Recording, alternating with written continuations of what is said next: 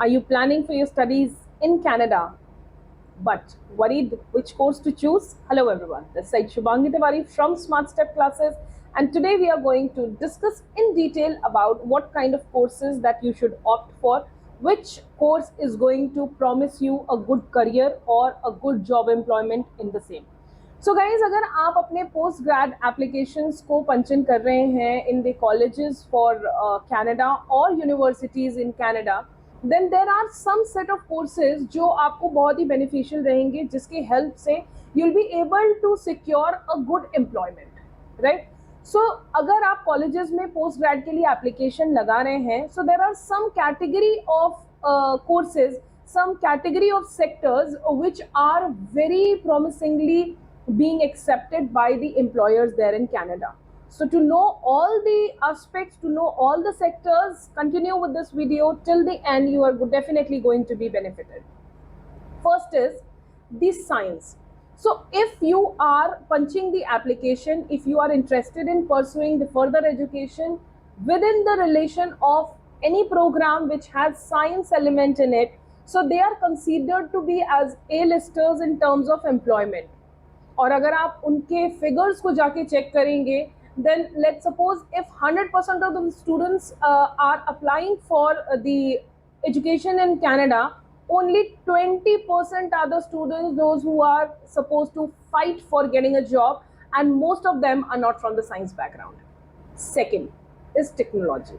So you have to apply for any of the technical program in any of the Canadian universities or colleges, because if you check the infrastructure or the economic growth of Canada as a country, you would find that most of the incorporations are from the technological background. So अगर आप technological कोई भी program opt करते हैं, then definitely the job opportunities are going to be way higher for you. Third is engineering. So if you are applying for CS, if you are applying for electricals, if you are applying for the wireless communication, if you are applying for the gaming, app developing, anything which has an element of engineering credits in it, then again the employers will always have the demands of such individuals who have accomplished their education in the technological or engineering background. The last one is mathematics. So when I say mathematics, you must be informed that Canada में किसी भी university या college में undergrad apply करने के time पर भी आपके प्रोफाइल में मैथमेटिक्स होना बहुत ज़रूरी है. अनलाइक इंडिया, यहाँ पे आप कॉमर्स पढ़ सकते हैं बिना मैथमेटिक्स के, but if you are planning, if you have any idea to plan a study undergrad or postgrad in Canada, please do not switch mathematics. Keep mathematics as one of the credits during your 12th or your graduation, because if you will have mathematics, there will be number of programs you'll be eligible for that matter, financial technology, financial analytics, health analytics. You can apply for business analytics. So all these programs will definitely end up demanding the mathematics in your profile. सो कोशिश करें कि आप अपना mathematics जो है वो switch ना करें. अगर मैं बात करूं colleges like Conestoga, if I talk about the George Brown, if I talk about Seneca, if I talk about Fleming, if I talk about any of the top colleges in Canada, so किसी भी analytics और I would say STEM program के लिए science, technology, engineering and mathematics will definitely need a maths credit in your previous education.